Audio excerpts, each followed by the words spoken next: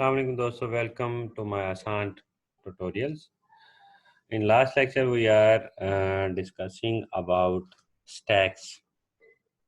Stack जो कि एक डाटा स्ट्रक्चर की टाइप है और ये एक लिमिटेड एक्सेस हमें प्रोवाइड करता है। वन साइडेड हम इस पे ऑपरेशन परफॉर्म कर सकते हैं और ये एक last in first out principle के तहत चल रहा होता है। इस पे पुश ऑपरेशन की डिस्कशन चल रही थी कि लास्ट इन फर्स्ट आउट का मतलब यही होता है कि आप इसको जो लास्ट एलिमेंट हमने इंसर्ट किया है, सपोज कि हमने ई इंसर्ट किया है, तो अगर हमने एक्सेस करना हो या रिमूव करना तो वो भी हमेशा यही ई को आप एक्सेस कर सकते हैं, ना कि बी या सी या ए या सेंटर में या जो फर्स्ट वन कोई और एलिमेंट है उसको। तो जो टॉप पे आपके पास एलिमेंट पड़ा होता है, जो भी पड़ा हो, चाहे ई हो चाहे कोई और हो, उसको आप एक्सेस कर सकते हैं थ्रू अ पॉप ऑपरेशन। तो हमारे पास पुश ऑपरेशन बेसिकली क्या होता है उसकी डिटेल थोड़ी सी डिस्कस कर लेते हैं। एल्गोरिथम डिस्कस कर लेते हैं कि begin procedure push of stack and data, जो कि हमने उसको पुश करना हो जिस डाटे को, तो उस डाटे को पुश करने से पहले हम चेक करेंगे if stack is full return null and if not full top is equal to हो जाए टॉप प्लस वन। टॉप की जो भी वैल्यू सपोज के अबव डायग्राम एग्जांपल में उसकी 4 वैल्यू थी तो प्लस वन हो के 5 वैल्यू हो जाए और फिफ्थ लोकेशन पे जो है हमारे पास एक नया डाटा जो ई हमारे पास डाटा था वो ई जो है स्टैक टॉप पे आ जाए और उसके ऐड होने से ही हमारा पुश ऑपरेशन कंप्लीट हो जाएगा। तो इसकी proper C plus plus implementation का कोड हम अभी देखते हैं। बस इससे थोड़ी देर पहले ये सारी डिस्कशन जो है, जो एल्गोरिथम्स हैं, प्रोसीजर्स हैं, इनको डिस्कस करने में अगर आपको समझ ना आ रहा हो तो आप डायरेक्ट सी प्लस प्लस का जो प्रोग्राम है उसको जब आप देख लेंगे, समझ लेंगे, तो आपको ये सारे ऑपरेशन बआसानी समझ आ जाएंगे। पॉप ऑपरेशन में क्या होता है कि जी आपके जो लास्ट एलिमेंट होता है उसको आप एक्सेस करते हैं। और पॉप ऑपरेशन में कौन कौन से स्टेप्स इन्वॉल्व होते हैं, सबसे पहले आपको चेक करना होता है कि if the stack is empty. कहीं ऐसा तो नहीं है कि आप आते ही जो है पॉप ऑपरेशन परफॉर्म कर दे। तो पॉप ऑपरेशन अगर आप प्रोग्राम में इनिशियल लेवल पे आते ही आप परफॉर्म कर दें तो आपको अंडर फ्लो या इज एम्प्टी वाला जो है मैसेज वो डिस्प्ले हो जाएगा। या अभी मेरे पास एक प्रोग्राम कंपाइलर के ऊपर है, उस पे मैं आपको परफॉर्म करके दिखाऊंगा कि अगर हमारे पास एम्प्टी स्टैक हो तो उस एम्प्टी स्टैक पे अगर हम पॉप ऑपरेशन मीन के कोई एलिमेंट को एक्सेस करने का ऑपरेशन परफॉर्म करेंगे तो उस दौरान वो ऑपरेशन परफॉर्म नहीं हो सकेगा, कोई एलिमेंट रिमूव नहीं हो सकेगा क्योंकि हमारे पास स्टैक खाली होगा। If stack is empty produce an error and exit. If the stack is not empty, access the data element at which top is pointing. अगर आपके पास स्टैक एम्प्टी नहीं है तो ऑब्वियसली एक दो या चार या कोई ना कोई एलिमेंट्स पड़े होंगे, तो उनमें से जो टॉप एलिमेंट पड़ा हो उसको आप एक्सेस करके मीन के उसको रिमूव कर दें वहाँ से, और आपके जो टॉप है उसको -1 कर दें, ताकि आपके अगर सपोज के 4 एलिमेंट्स थे तो उसमें से एक आपने टॉप वाला रिमूव कर दिया तो टॉप -1 होने से आपकी टॉप वैल्यू जो है 4 की बजाय 3 हो जानी चाहिए और एट देन रिटर्न सक्सेस आ जाए। तो सपोज के जैसे लास्ट अभी डायग्राम में हमने पॉप पुश ऑपरेशन देखा था, उसी तरीके से हमने ई एलिमेंट को अगर पुश किया था और टॉप हमारा ई पे पहुंचा हुआ था तो उससे हमने एक एलिमेंट रिमूव किया पॉप ऑपरेशन परफॉर्म करने के बाद। जो ही पॉप ऑपरेशन परफॉर्म हो जाएगा उसके बाद टॉप की वैल्यू वो ई से डी पे आ जाएगी, फिफ्थ लोकेशन से फोर्थ लोकेशन पे आपके पास ये टॉप आ जाएगा। तो इसका एल्गोरिथम डिस्कस करने की बजाय डायरेक्ट हम जो है सी प्लस प्लस प्रोग्राम पे चलते हैं ताकि आपको बआसानी जो है इसकी समझ आ सके स्टैक के कॉन्सेप्ट की। तो दोस्तों चलते हैं सी प्लस प्लस प्रोग्राम के ऊपर।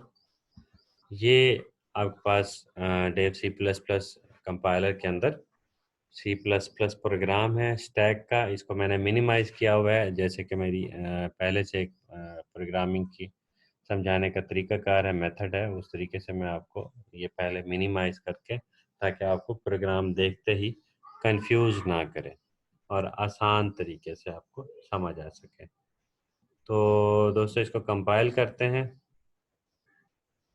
कंपाइल करने के बाद इसके आउटपुट स्क्रीन और इसकी एक्टिविटी थोड़ी सी परफॉर्म करके उसके बाद प्रोग्राम को समझने की कोशिश करते हैं, ताकि हमें आसानी से समझ आ सके।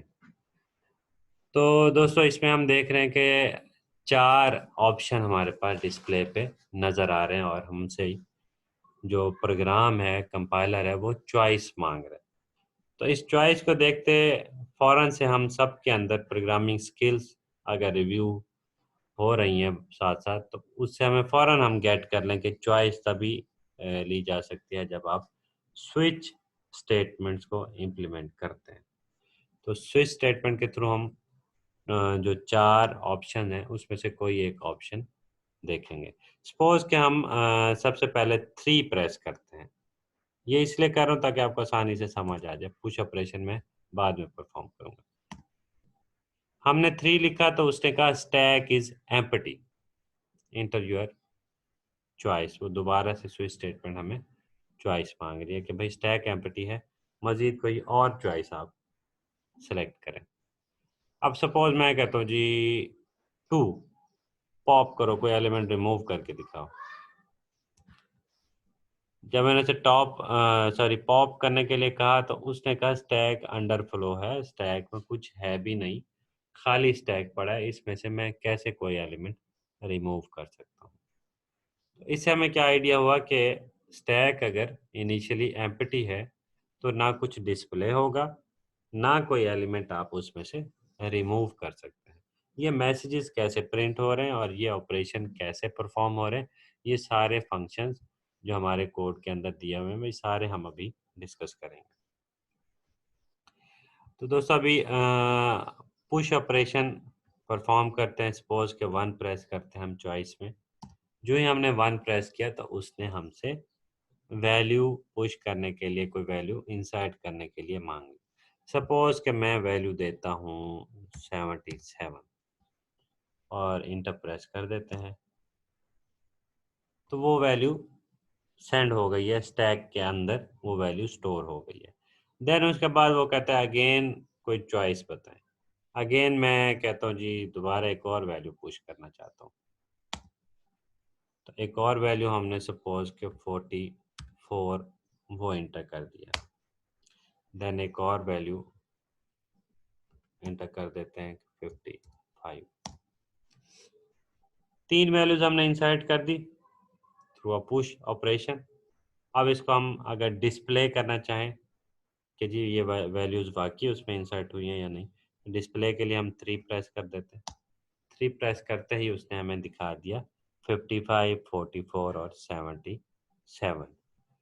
अब इसमें से टॉप वैल्यू कौन सी है? टॉप वैल्यू ऑब्वियसली वही होगी स्टैक के कॉन्सेप्ट के मुताबिक जो हमने सबसे एंड पे इंटर की थी, जो कि 55 है, ये हमारी टॉप वैल्यू है।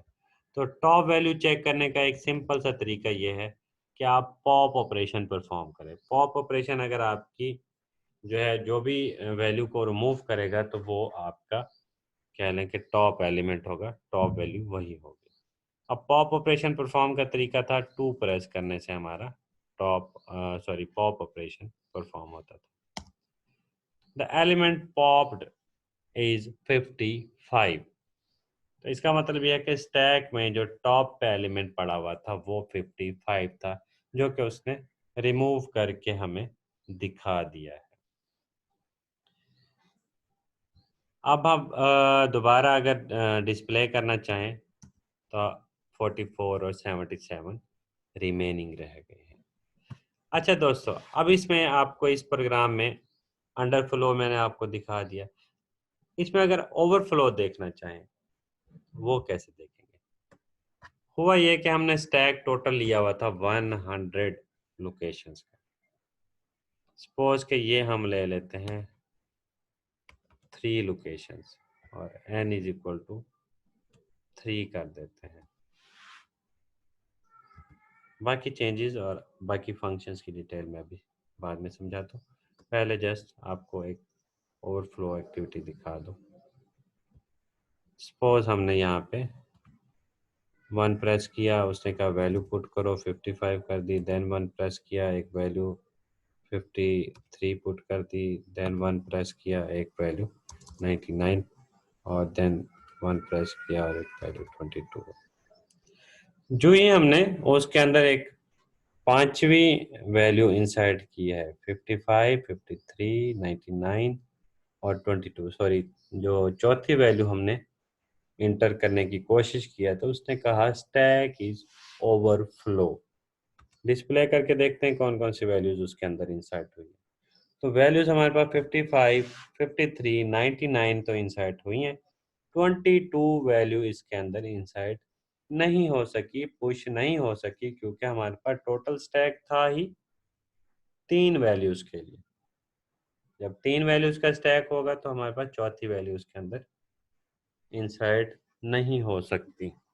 आई होप जितनी भी डिस्कशन हमने थ्योरेटिकली स्टैक की थी, इस प्रैक्टिकली उसकी आउटपुट स्क्रीन पे स्टैक आपको मज़ीद क्लियर हो गया होगा।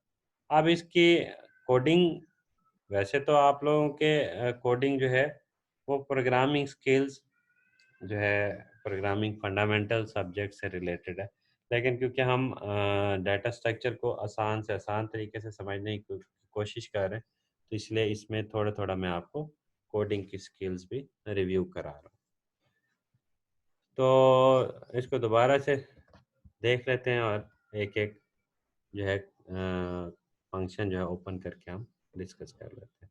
सबसे पहले आते हैं कि जी ये कैसे डिस्प्ले पे आ रहा था। तो इंट मेन को हमने क्लिक किया तो हमारे पास ये जो 4 सी आउट लिखे हुए नज़र आ रहे हैं आपके पास, इन लाइन नंबर 31 से 34 तक जो भी सी आउट लिखे हुए हैं, इसकी वजह से हमें ये स्क्रीन पे नज़र आ रहा था पहले 4 ऑप्शन।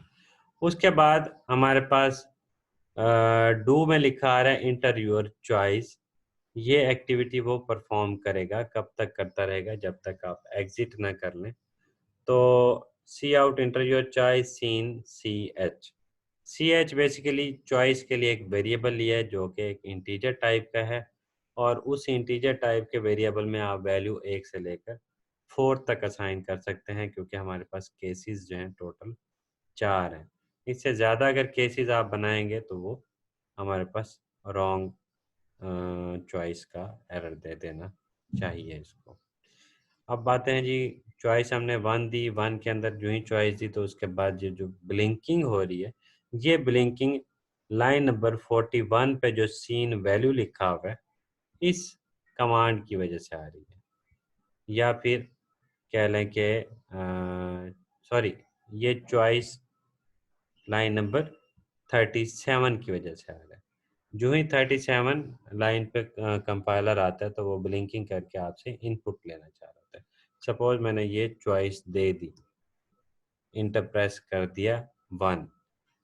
अब जो ब्लिंकिंग हो रही है, ये ब्लिंकिंग आपकी इस कमांड की वजह से आ रही है, केस 1 के अंदर जो सी इन वैल्यू हमने लिखी हुई है। सपोज कि हम वैल्यू लिख देते हैं 1, जो कि एक पुश ऑपरेशन है। जो ही 1 प्रेस करेंगे तो आपका इस पुश ऑपरेशन वाला जो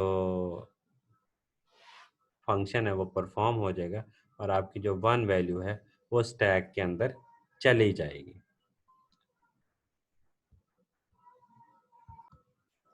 सपोज हम एक और वैल्यू इंटर करना चाह रहे हैं तो अगेन चॉइस 1 करते हैं, और एक और वैल्यू इंसर्ट करने के लिए 2 लिख के इंटर प्रेस करते हैं। एक और वैल्यू जो है इस पुश फंक्शन के थ्रू इंसर्ट हो गई है। अब इस पुश फंक्शन को समझना चाहें अगर आप, तो उसको समझा देता हूँ मैं कि ये हमारे पास पुश फंक्शन है। If top is equal to n-1, वो चेक हो रहा है कि n-1 का क्या मतलब है। n की वैल्यू 3 है, 3-1 अगर करें आपकी वैल्यू 0 हो जाए, मतलब -1 के बराबर चली जाए, तो आपने उसको कह देना है कि आपका स्टैक खाली है, एम्प्टी है। अगर ये आपकी वैल्यू जो है टॉप जो है ग्रेटर देन आपके है -1 से, इसका मतलब ये है कि पहला इंडेक्स आपका जो है अवेलेबल है और उसके ऊपर कोई वैल्यू भी अवेलेबल है, या फिर ग्रेटर में 1 2 3 एंड सो ऑन काफ़ी सारी वैल्यूज़ हैं। तो इसका मतलब है काफ़ी सारी वैल्यूज़ वो इंसर्टेड हैं। और अगर 3 से ज़्यादा वैल्यूज़ इंसर्टेड हैं, तो आप मज़ीद जब कोई वैल्यू इंसर्ट करना चाहेंगे, मीन के चौथी वैल्यू इंसर्ट करना चाहेंगे, तो वो चेक करेगा कि टॉप ग्रेटर देन 3 अगर है, तो जनाब इसको ओवरफ्लो का मैसेज प्रिंट कर दो। अगर टॉप 3 से ज़्यादा नहीं है, कम है, तो फिर ये मैसेज प्रिंट ना करे और एल्स में जाके टॉप प्लस प्लस कर दे और टॉप वाली लोकेशन पे आपने जो सीन वैल्यू की थी उस वैल्यू को वहाँ पे पुट कर दें स्टैक के टॉप पे। ये कॉन्सेप्ट है। आई होप कि आपको इस प्रोग्राम को जो हमने आउटपुट प्ले करके देखी है उससे आपको सारी चीज़ें समझ आ रही होंगी कि कैसे स्टैक वर्क कर रहा है। तो सिंपल सी बात है कि ये पुश ऑपरेशन परफॉर्म करने के लिए ये कोड है। ये कोड आपका एक एलिमेंट को इंटर कर रहा है। हाँ, वो इंटर करते हुए एलिमेंट को ऐड करते हुए बस एक शर्त को जहन में रखता है कि आपका स्टैक जो है वो 3 वैल्यू का अगर है तो 3 से ज़्यादा कोई चौथी वैल्यू आप इंसर्ट ना कर रहे हो। तो वापस चलते हैं पुश ऑपरेशन परफॉर्म करने के बाद। सपोज़ के पॉप ऑपरेशन हमने परफॉर्म किया है, तो पॉप ऑपरेशन परफॉर्म करने का तरीका भी देख लेते हैं कि सपोज़ इंटर हमारी चॉइस जो है सेकंड मैंने दे दी और वो कहता है कि अब देखेंगे जो ही मैं पॉप ऑपरेशन के लिए चॉइस देता हूँ वो मुझसे एलिमेंट नहीं पूछता कि कौन सा रिमूव करना है। वो खुद से ही एक एलिमेंट उठा के रिमूव कर लेता है जो कि टॉप पे पड़ा हुआ है। तो स्टैक में लिंक लिस्ट और एरेज की इंसर्शन एंड डिलीशन की जो कॉन्सेप्ट है उसमें और इसमें थोड़ा सा फ़र्क है। और रियल में देखा जाए स्टैक कोई स्टैक वाली शक्ल नहीं बन रही होती, बल्कि हम अपने लॉजिक से, कोडिंग के लॉजिक से हम बेसिकली स्टैक एक्टिविटी कर रहे होते हैं। वही एरे है, वही फंक्शंस हैं, वही इंसर्शन ऑपरेशन है, वही डिस्प्ले ऑपरेशन है, वही यहाँ पे एरे एरे को डिक्लेयर डिक्लेयर कर रहे हैं, कुछ वेरिएबल्स को डिक्लेयर कर रहे हैं, लेकिन थोड़ी सी लिमिटेशन लगाने से हमारा जो एरे है वो स्टैक के तौर पे काम कर रहा है। तो पॉप ऑपरेशन परफॉर्म हुआ। पॉप ऑपरेशन कैसे परफॉर्म होता है, इस फंक्शन के अंदर चले जाते हैं। इस फंक्शन में आपने देखा if top less than or equal to -1, इसका मतलब है आपका स्टैक अंडरफ्लो है, आपका टॉप टॉप पे कोई एलिमेंट है ही नहीं, एम्प्टी, आपका खाली जो है स्टैक पड़ा हुआ है। अगर ये कंडीशन जो है less than or equal to -1 नहीं है, ये कंडीशन फॉल्स हो जाए तो एल्स में चला जाएगा। एल्स में वो कहेगा the pop element is stack top. तो स्टैक के टॉप पे जो भी वैल्यू पड़ी होगी, जो भी एलिमेंट होगा उसको उठा के रिमूव कर देगा और उसके बाद टॉप माइनस माइनस करके पिछले वैल्यू लोकेशन पे टॉप को पॉइंट कर देगा। तो आई होप आपको पॉप भी समझ आ गया होगा। अब दोबारा आते हैं नेक्स्ट लोकेशन पे जो कि डिस्प्ले है।